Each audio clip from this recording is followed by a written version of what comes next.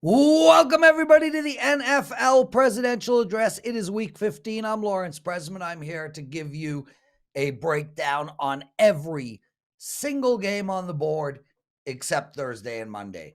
We got 3 Saturday games, a whole slate of games on Sunday. We're going to take them all apart, top to bottom.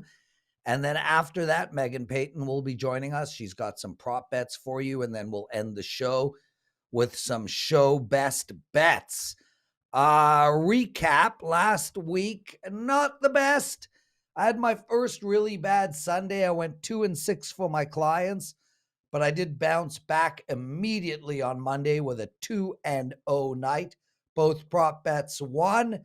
Excited about that and excited about this coming week. The records are up on the screen. My client bets this year, 81 wins, 64 losses. My show best bets, 19 wins, 22 losses. And all my plays and leans, excluding my amazing prop bets, 99 wins, 97 losses. Not happy about that. But if you do add the prop bets, we are up money across every single play on the board, which is really hard to do. Real quick, before we get into the NFL card, I just want to make mention that I'm absolutely rolling in a basketball right now. I'm up big profit in the NBA. I'm up profit in college hoops. I'm on a 16-5 college hoops run and a 9-3 NBA run, 19-6 basketball run in total. So, and it's been very, very consistent start to finish. So, please don't forget about my basketball plays.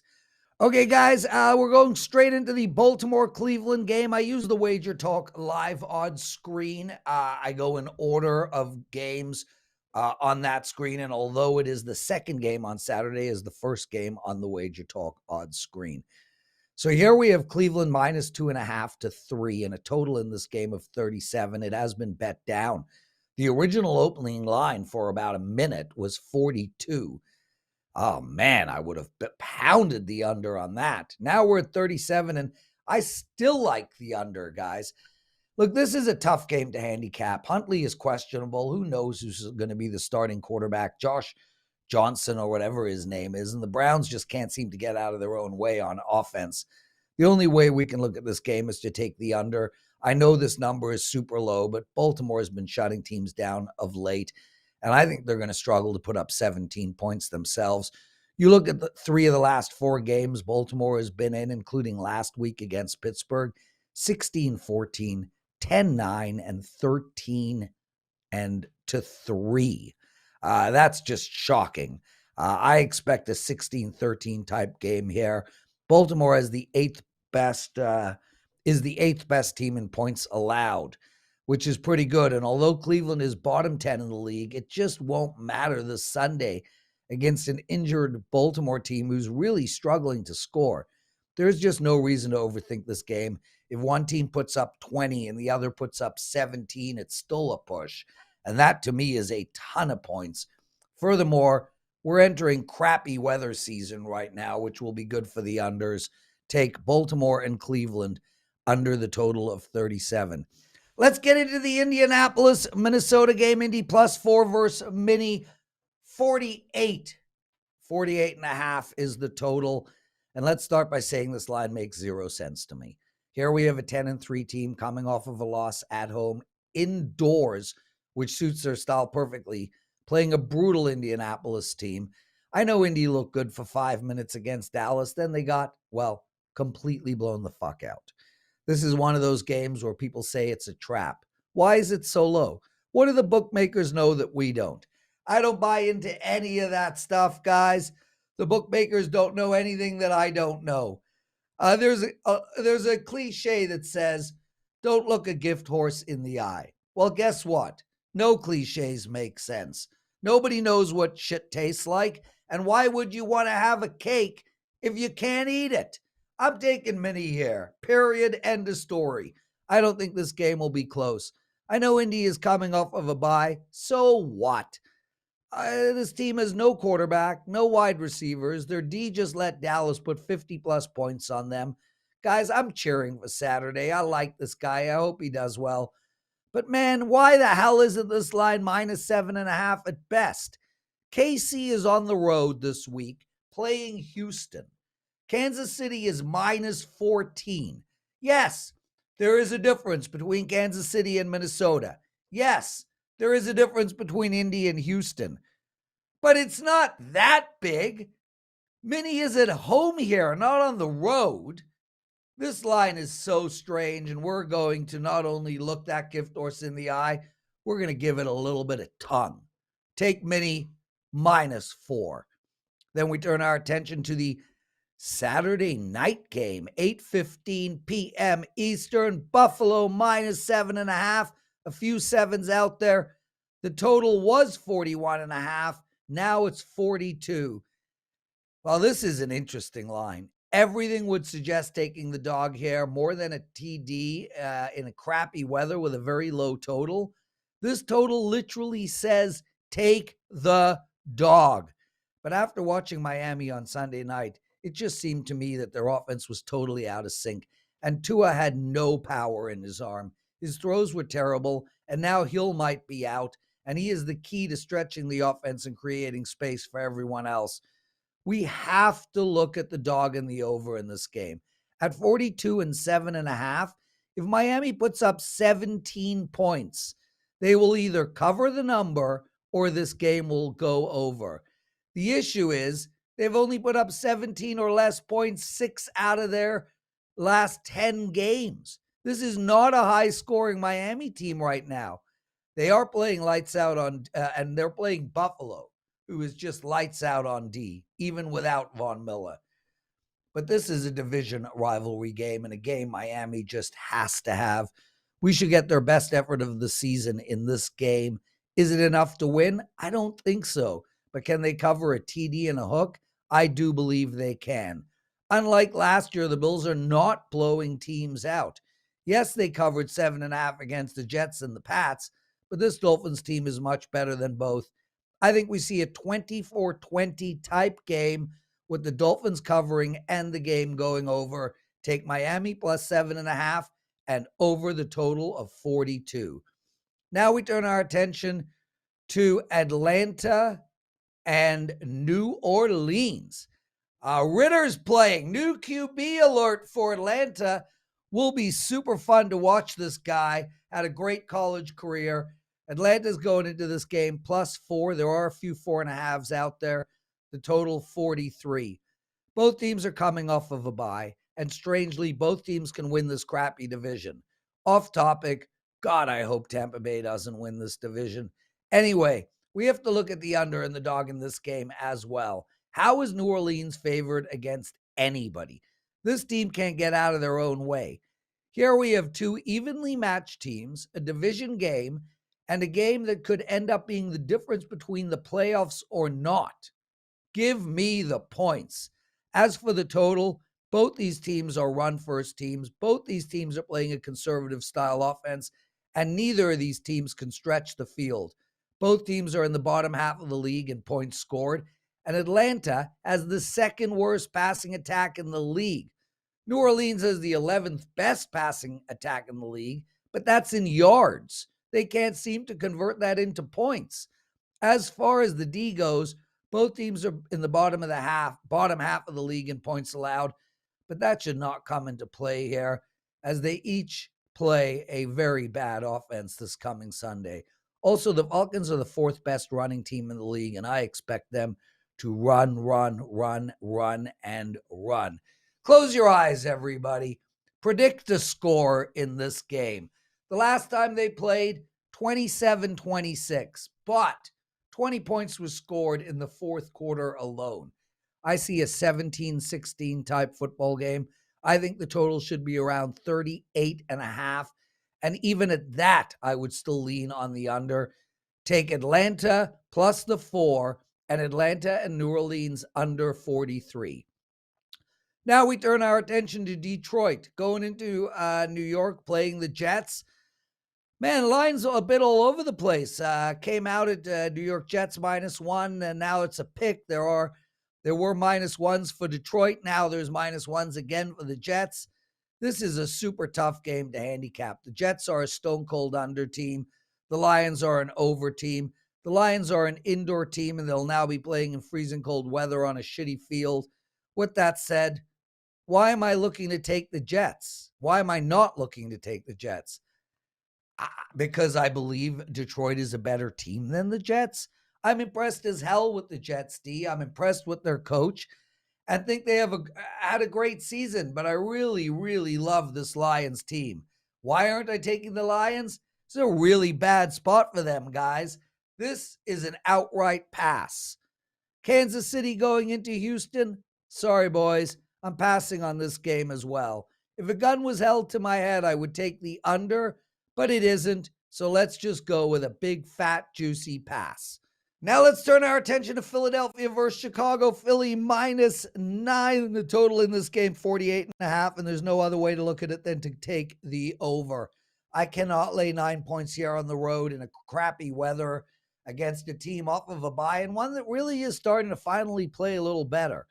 Here's why the over is in play for me. Philly is the number one scoring team in the league, a hair under 30 points per game. Their offense is so well balanced, they can beat you every way possible. They can run down your throat. They can throw over your head.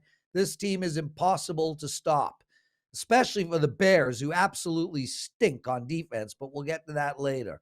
The Bears, I know, they only average 20 points a game, but take that with a grain of salt, as they really struggled at the beginning of the season, and then of late have put up over 30 points a game.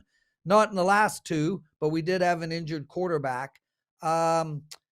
One thing Philly does have is the number one pass D in all of football. That I don't think comes into play in this game because, frankly, the Bears don't pass the ball. What Philly does best on D is irrelevant here. That'll be important when they play teams like Kansas City. What about Philly's rush D? 18th in the league, guys, allowing close to 120 yards per game, and this is where the Bears will take advantage. Before Fields went out 2 games ago, this team was averaging 30-plus points a game for 5 straight games, and they were allowing even more to be scored on them. Chicago is the 4th worst D for points allowed, the 6th worst rushing D. Philadelphia is going to have a field day, but they do have the 11th best pass D, so that will come into play a little bit. Whatever the case may be, Chicago's a run team. Philly's got bad run D. Philly can score any amount of points they want, any way they want. Chicago's already shown they can put up 30-plus points in a game. We are going to take over the total of 48.5. As far as Pittsburgh and Carolina goes, I got nothing here, guys. If a grenade was thrown down my pants and the only way to save my privates was to pick something in this game, I would take the under, but I'm not faced with that situation. So we're just going to pass. Now we have Dallas -5. Now it's down to 4 against Jacksonville. 47.5 is the number. And I know a lot of smart people are all over Jacksonville this week. I don't understand it. We saw a great effort from Jacksonville last week. Yes, way to go, Jacksonville. But there is just no chance this team is going anywhere this year. Dallas is coming off of an almost unbelievable upset that didn't happen because of a brain cramp at the end of the game by Houston and then a 95-yard drive to escape. We just witnessed a terrible game by the boys, and that, from my perspective, puts them in a great spot. We also saw a huge division win from the Jags, and that, from my perspective, puts them in a bad spot. I don't know if I'm going to get to the window on Dallas here, but there is no other way I could see this game. With that said, I also think the over might be the best bet here in this game. This Dallas offense is putting up a ton of points. Trevor Lawrence, 71% pass completion rate since November 1st. This Jacksonville team is putting up points. I think this number is low. Take Dallas -4 and the over in this game. As for Arizona and Denver, passing again. Denver shouldn't be favored against the Rough Riders. And who the hell knows who's going to play in this game? I'm sorry about all the passes, guys. It's going to happen, and especially as we get deeper into the season, when games become more meaningless. If I don't have a bet for you, I'm not going to make one up. Arizona and Denver, pass. Now we turn our attention to Tennessee going into LA playing the Chargers. The line here is Tennessee +3. The Chargers and Tennessee total is 47. You all know how high I have been on Tennessee this year, but it looks like they're getting tired and starting to run out of steam. Even Henry and their running game has not been good of late, but they are playing the 6th worst run D in all of football. Tennessee has only gone over 100 yards on the ground once in their last 6 games. Just think about that. This is a team that runs all game long. One game in the last 6 over 100 yards. Here is the thing. Since the start of the season, I've been saying the Chargers are a Super Bowl contender. A few weeks ago, when they were like plus 1,500 to win the AFC, I told you all to take that bet. Now, finally, both their key wide receivers are back and playing great. They also have a decent run game, and Herbert, or Herbert, is incredible. He reminds me of Brett Favre, a guy that just does not take well to losing and is just a winner to his very core. Tennessee is out of the number 1 seed race for the AFC, but they have their division fully in control. Now, I don't think a Vrabel-led team is going to lie down and die, but the Chargers are literally in must-win mode from here on out. I think the Chargers are a better team on both sides of the ball and should get the job done here. All the stats on these teams are meaningless, as LA has played shorthanded most of the season, and Tennessee's numbers other than rushing are not great, yet they seem to always find a way to win. Tennessee does have a much better D based on statistics, but that is really not that real, as they hold the ball a long time and also are never up a ton, which means teams are not playing catch up. Here we have 2 playoff teams going against each other. One is headed in the right direction, the other the wrong way, and I want the better QB in this game. Herbert is going to will this team to a win, and I think this Chargers team, especially once Bosa is back, is going to make a lot of playoff noise. Take the LA Chargers -3. Now we turn our attention to Cincinnati and Tampa Bay. Okay, so Cincy's -3.5 here. Total in this game is 44. I am supposed to play Cincy here. I can't. I don't know. Maybe it's the lore of Tom Brady. Maybe it's just me thinking this team has got to get their act together. With that said, you'd think, well, Tampa Bay plus the points at home. Why wouldn't I take them? Brady is a mess. The offense can't move the ball. The O-line is a disaster. The D is good, but not amazing, and Cincy is playing lights-out football right now. Guess what, guys? My apologies. We're passing in this game as well. Now we turn our attention to New England Sunday night game against the Las Vegas Raiders. Again, you watch the Raiders and you think, my God, they have talent everywhere, but they also can't seem to get out of their own way. The general theme of this entire presidential address. New England, well, they looked really good in the second half on Monday night. I don't believe in this team. Sorry, guys. I can't find a bet in this game. How do you go over? How do you go under? I mean, one game New England throws the ball 35 times. The next game they throw the ball 3 times. As for the Raiders, they could put up points anytime they want. Or they can't. Who knows? Anyway, we got to pass. Now we turn our attention to the Sunday night game, and what a doozy it is. Might be a snooze fest, but a damn important game with a ton of drama. This game to me is a stone cold under. If I had to take the side, I would take the dog, as I really think this game is field goal written all over it. But I'm going to look at the under here. These two teams played 2 weeks ago, and it ended in a 20-20 tie. With that said, it took a last-minute touchdown by Washington for these two teams to hit a combined score of 40. Washington games have hit 40 or less 5 of their last 6 times. And although the Giants have scored a bit more of late, they have been playing from behind and have had no choice. If this game stays a 1-score game, these two teams are going to run the ball all day long. Both these teams are in the bottom 10 in points scored, around 20 each, and both teams are in the bottom 10 in passing yards per game. Both teams are also in the top half of the league in rushing, and both have averaged over 120 plus yards on the ground per game. These two coaches are coming into this game in desperate need of a win, and both teams will play exactly to their identity. A run-first, clock-control game that will have more field goals than TDs. Take New York Giants and Washington under the total. That's it for every game on the board. Meghan Payton coming. Meghan, the mic is yours.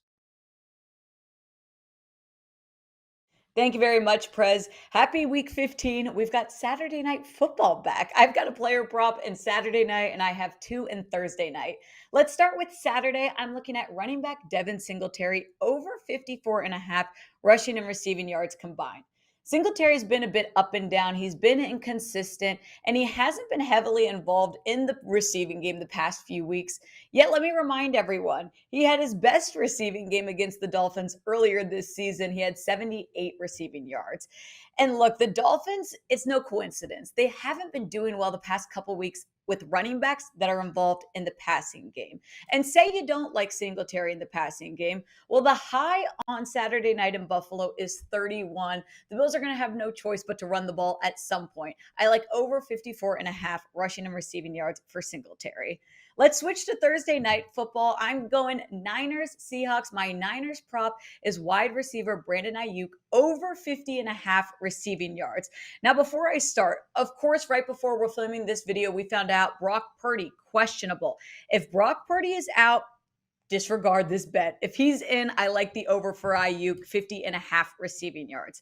Ayuk finds ways to get open. He finds ways to create separation. He had 57 receiving yards last week, and he leads the Niners receivers in yards through the air. Deebo Samuel out this week. There's going to be more play designs for Ayuk. He's going to be involved heavily in the passing game. Take over 50.5 receiving yards for Brandon Ayuk.